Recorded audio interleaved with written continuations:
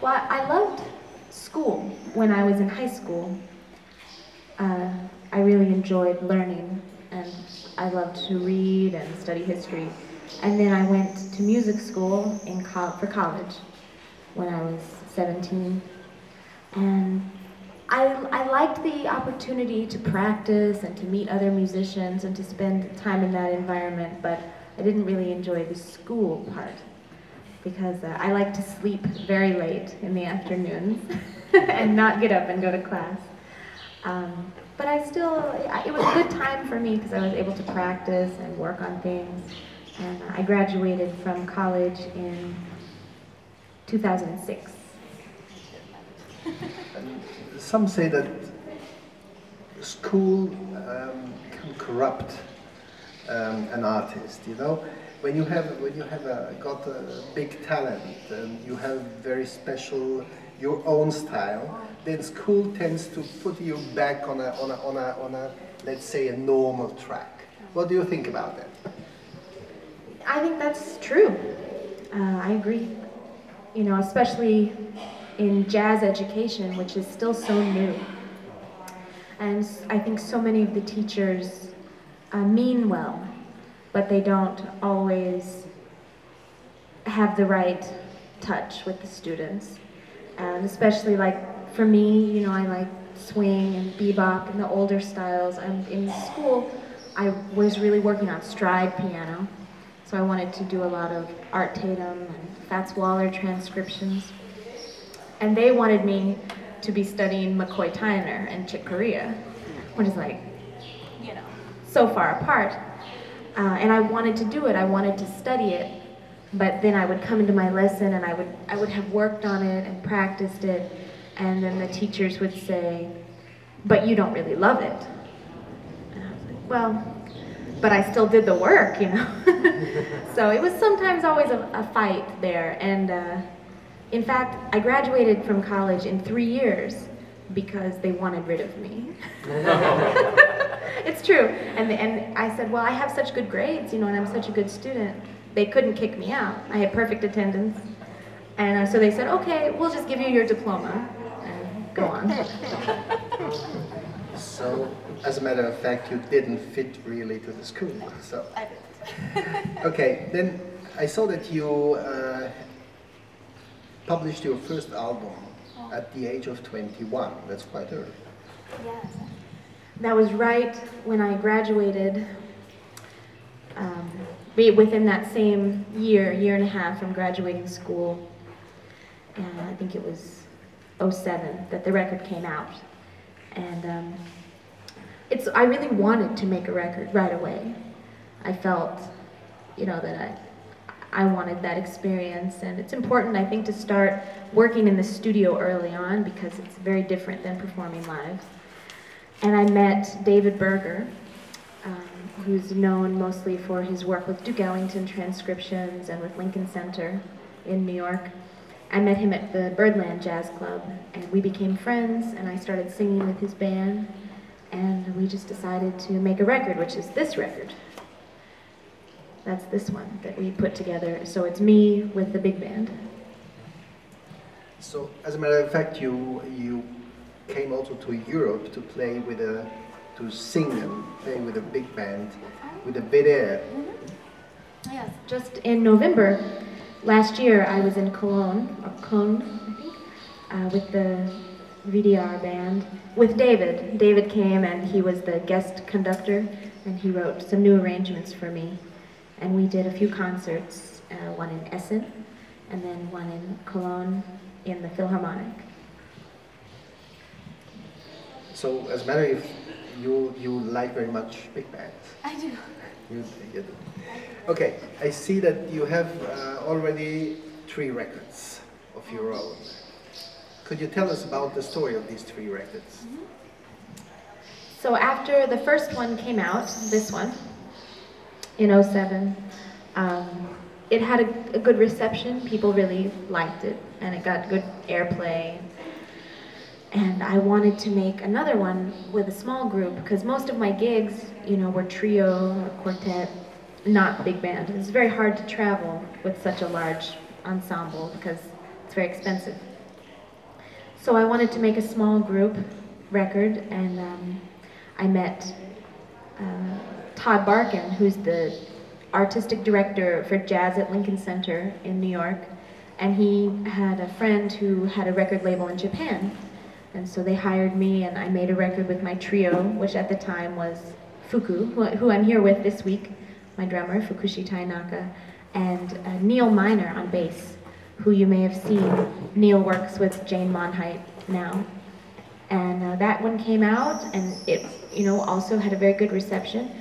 But because it's a Japanese record, it's very expensive to buy and ship it to the States.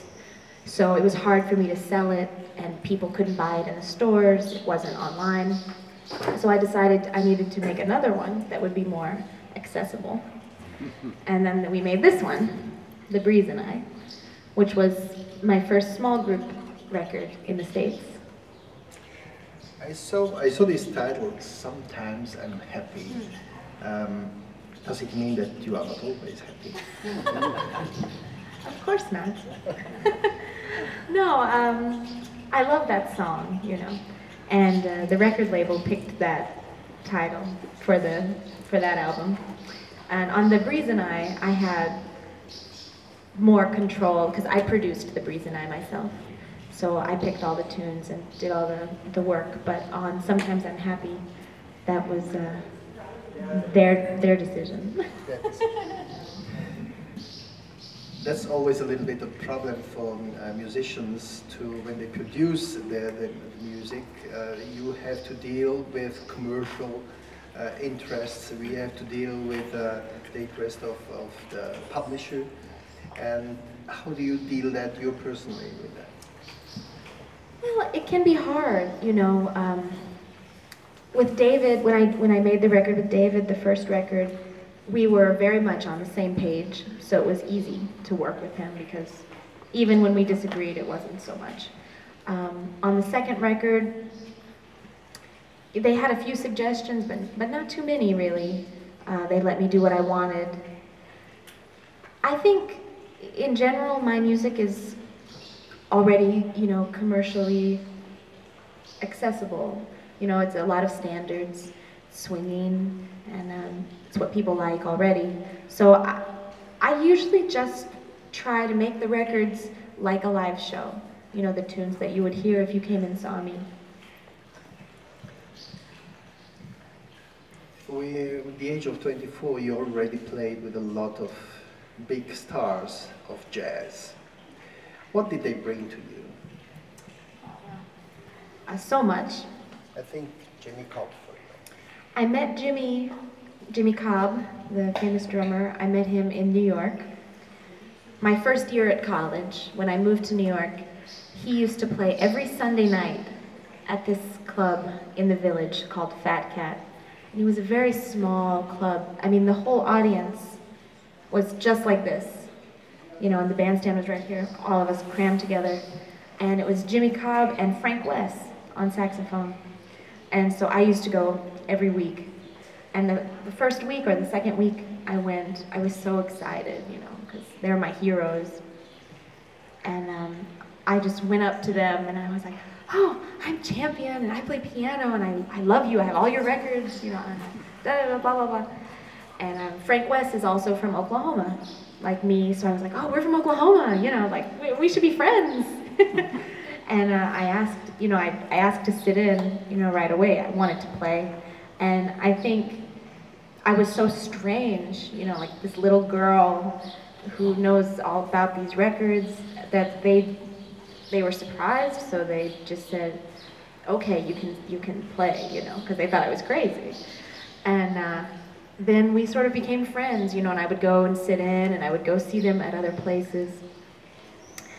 And it's really interesting the way that they treated me, because I think a lot of times women in jazz can be not treated equally as the male counterparts. But with the older musicians, I never found that to be the case. Jimmy and Frank and Lou Donaldson, who's one of my best friends, and they always just treated me like a musician. You know, we talked about music, and they would tell me if I did something wrong, but they would never, it was never sexist in any way. So you say the elder one, does it mean that the younger one are different? Yes, I think so. You know, I think, yeah, the younger musicians sometimes, not everyone, you know, but younger musicians sometimes would rather flirt with you than talk about music. But I think the older musicians just, not that they don't want to flirt with you, but they also, I think, realize that maybe the musical relationship is the longer one, you know, that will really last, not the flirting. That's something we had also in the radio. You know, we had listeners that wrote us that we play too many women's, you know, because as a matter of fact, a lot of people thought that jazz is music for men and not for women, you know. But I'm very happy to see that there are a lot of extremely interesting female pianists and singers and trumpetists and whatever, even here in JazzAscona. So I think it's very nice for us to see you here. Let's talk a little bit more about music. So you always played piano. Did you play other instruments? Trumpet. Okay. I played trumpet because my father plays trumpet, and you know, our very good friend Clark Terry plays trumpet, and so they both wanted me to play trumpet. That was their idea. So I played when I was very young. I started when I was maybe 4 or 5, but then I lost my front teeth, you know, and I had to quit. And then I started again around 11 or so, and I played through high school. And Clark would give me lessons, Stephen would give me lessons, and I loved it. But I loved piano more, and trumpet is very unforgiving. You know, if you stop playing trumpet for one day, the next day you sound bad. So I had to sort of make a decision. So I decided to stick with the piano and singing. As a matter of fact, there are different female pianists and singers. What do you think about them? You know, I suppose you know a lot of them. I don't know. I don't think about, when I listen to someone, when I listen to their music, I don't always think about whether it's a man or a woman, you know. But when I start to think about it, I realize maybe I don't listen to that. I mean, I listen to Mary Lou Williams. I love Mary Lou Williams. And I love Dorothy Donegan. She's so creative, you know. Because I think my favorite pianist maybe is Errol Garner. And I think Dorothy and he share a lot of similarities. Very free thinkers with the music. But I don't know if I listen to a lot of women. Maybe I should be listening to more. Let's say, who is the one musician that inspired you most? I think I would have to say Clark Terry, just because I know him, I should say. So that, you know, that was a very personal way to be inspired, since I could be in touch with him, and if I had a question about something, I could just ask him, and he'd tell me. But other than that, I think I really found a lot of inspiration in Count Basie. I love Count Basie, and I love his music. I think it's very related to where I'm from, Oklahoma, because, you know, the Midwest was a breeding ground for a lot of the swing bands, the territory bands, and I really relate to that kind of swing from the Count Basie band. Here in Switzerland we have a lot of young musicians that study jazz, but usually they don't really like to play traditional jazz. They like to play modern jazz, and they have a kind of, I would say, refusal to traditional jazz. You are a young musician. How do you deal with that with your colleagues, young colleagues? That's a good question. Usually I just feel left out. You know, I think that's true. They want to play modern music. Modern. You know, what is modern anyway? I asked Jay McShann, the pianist, who was also from Oklahoma. I asked him, I said, who is your favorite modern pianist? And he said, Art Tatum. And I felt so embarrassed, you know, that I'd even asked the question. I was like, oh. I don't know, I sometimes think that they want to play contemporary or that kind of thing because it's sometimes easier. You know, swinging is not easy. It's very hard. It takes a lot of work and a lot of practice, and it takes a lot of, I think, a lot of discipline to work on standards and to see the beauty in, you know, Take the A Train after you've played it 100 times. You know, but I mean, if it was good enough for Duke Ellington, I think it's good enough, you know, for all of us. Certainly good enough for me. But I just do what I do, and they do what they do, and I don't know. Lots of jazz musicians, they play also some crossover. Sometimes they play in, a little bit in pop or with classical musicians sometimes too. Did you do things like this? I have not done anything yet. I never studied classical music, so I don't play classical. I shouldn't say that. I studied opera when I was younger for a while. I sang in German and French and Italian, but I haven't done any crossovers with classical, or I can't imagine doing any crossovers with rock and roll or anything. If you look at classical jazz of the Great American Songbook, as a matter of fact, it was the pop music of the 30s and the 40s. Today we have other music. Young people, they listen to a lot of other things, popular music, pop music. And how do you deal with that? Do you are you interested in making some jazz versions of, for example, up-to-date pop songs? No. It's a clear answer. I know a lot of people do, and a lot of people like to do that, but I don't listen to anything but jazz. You know, when I was growing up in my house, that's all that was allowed. You know, but I didn't know that because I didn't really watch TV, and I didn't, you know, hear music. I mean, I would hear it other places, but I didn't realize that my father was kind of sheltering me from the pop music of the 80s, you know, Madonna and Prince. I didn't know that until later when I went to school. And I heard that music, and by then I was already in love with jazz, so I didn't really care. You know, I was like, oh yeah, I used to bring my records to show and tell, you know, like in kindergarten, you have show and tell. I would bring Charlie Parker in, and I'd be like, no, you guys should hear this. You know? And it didn't work all the time, but it sometimes did. So I don't have any relationship to that kind of pop music. Like, I know a lot of people, I hear them do Radiohead covers or Beatles tunes, but I don't have any relationship to that, so I don't want to do it.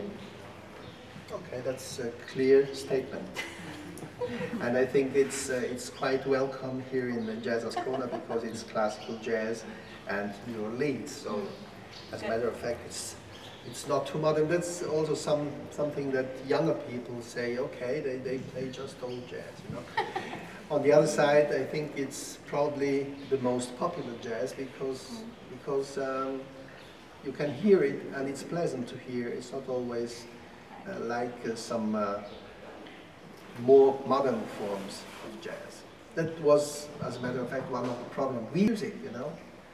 And when we tested music, the classical jazz hits, let's say that in that way, the Great American Songbook, they always were on the top. So people like it, and I think it's good that you play it.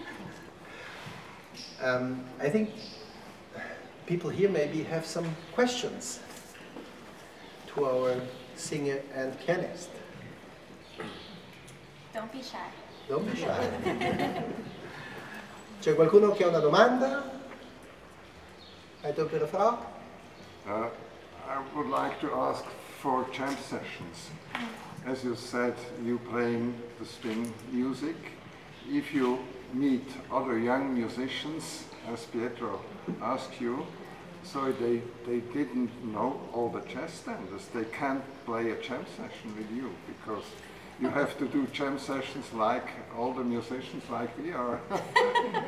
Or did you find enough young musicians who sit in for a jam session in this kind of jazz? In New York, there are more musicians who play standards and, you know, bebop or swing tunes, so we can relate, you know, easily.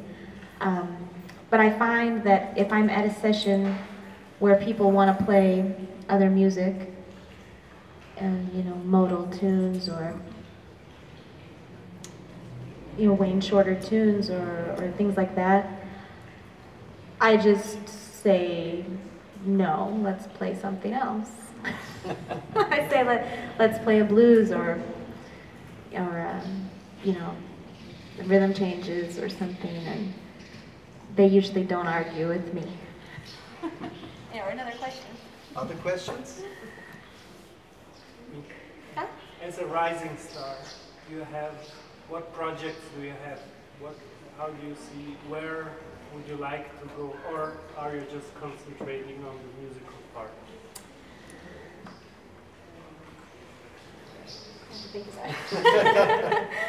I'm very happy. In the past year, I've been doing more traveling. You know, I'm here with all of you, and I was in Germany, and I've been doing a lot of traveling in the States. And I really enjoy that. So I'm hoping to continue to do more traveling, and just to continue meeting people and playing my music as I go. So I like the path I'm on. Just want to stay on it. That being said, I want to make another record, and we're making another album in October that'll be out next year. And I think that'll be a lot of fun because it's going to have some horns on it. It's going to be trio, and then some quartet and some quintet things. With Jeff Hamilton? Not with Jeff Hamilton. I hoped it would be with Jeff Hamilton. No, actually Louis Nash is going to play drums. Anyone else? Other questions? I have a question asked about Clark Terry. I heard that he is very sick. Yes. It's true. Yes, he asked if Clark Terry is sick, and he has been. I don't know if you know, but not last year, but this year, earlier in the winter time, he had both of his legs amputated. It was very sad. And he's at home. He's out of the hospital now. He's at home, but he's not doing very well. Have you ever cared of jazz scales, of scale theory? Yeah, I spent a lot of time on theory. My father has taught me a lot. He loves theory. We mostly studied like the Barry Harris style of theory. His scales, you know, the major scales with the added note, that's how he says it, that comes from the diminished. So I've spent a lot of time doing that. And I teach that. I teach in the summer times, and I teach theory and ensemble playing at a camp in Connecticut.